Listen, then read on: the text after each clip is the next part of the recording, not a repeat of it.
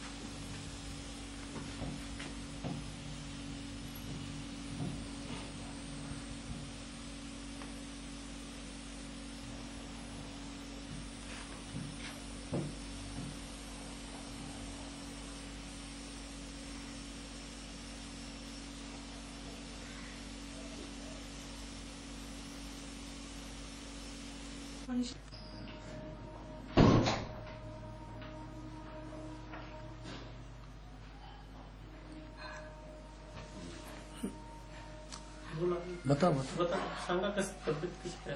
एकदम बिलकुल बेस्ट. काय त्रास होता पहिला? अगोदर काय त्रास होता? काय काय ट्रीटमेंट घेतला होता?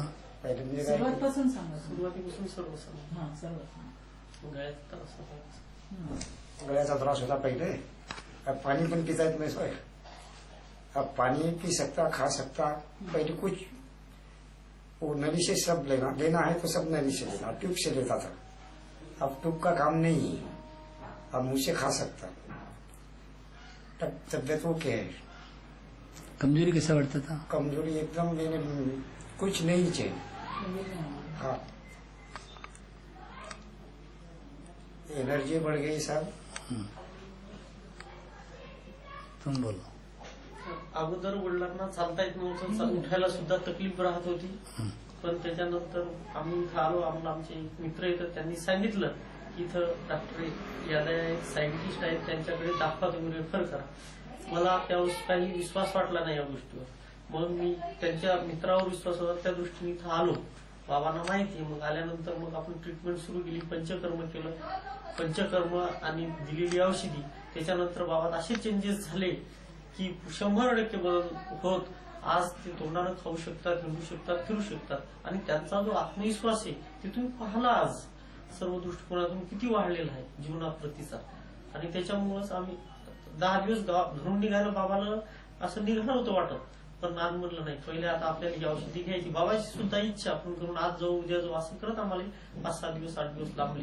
नाही ही सुद्धा डबल ट्रीटमेंट सुद्धा आम्हाला वेळेवरच घ्यायची होती.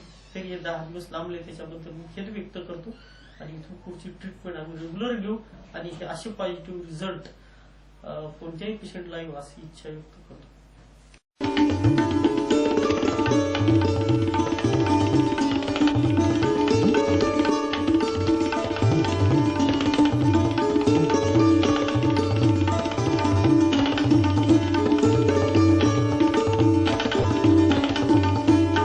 ट्रीटमेंटमुळे म्हणजे जवळपास मला 40-50% तरी म्हणजे फायदा झालेला आहे.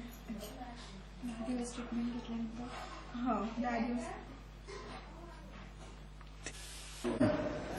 पहिले ताप आला होता.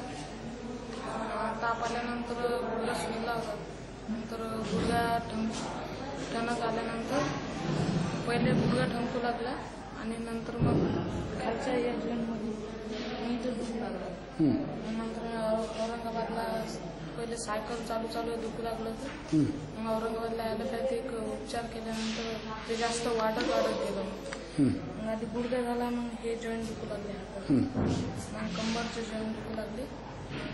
औरंगाबादला दाखवलं, सकाळी आराम पडे, संध्याकाळी दिशाला सहज जाईल. आयुर्वेदिक काही उपचार केला, तिथं काही बरं झालं नाही. नंतर इथं आलो. इथं पहिले काळीनं चालत होतं, काळी घेऊन चालत होतं. नंतर मग काळीनं काही दिवसानंतर फरक पडला, बस्ती घेतलेला, गोळ्या होत्या. कितना बस कोर्स कितना हो गए? बस्ती 2 बस्त्या झाल्या. कैसे आता ऐसे सध्या कैसे आहे? आता चांगला आहे, काही त्रास नाही आता? नाही. ठणक बंद झाल्या, आता फक्त इच्छी राहिली फक्त. अच्छा, खाली बसा. बरं, चालून दाखव.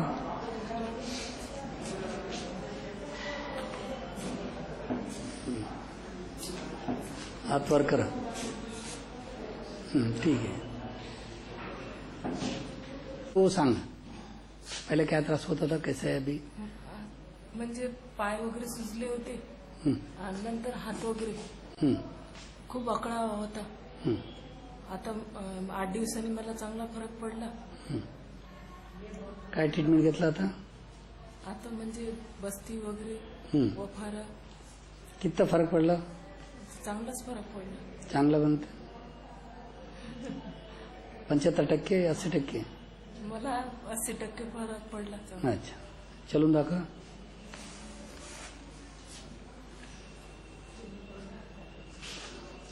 चलून दाखव. तिथे बसा, खाली बसा.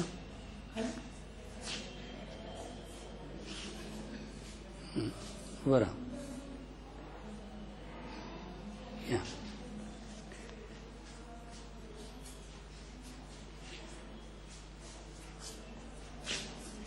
ठीक आहे.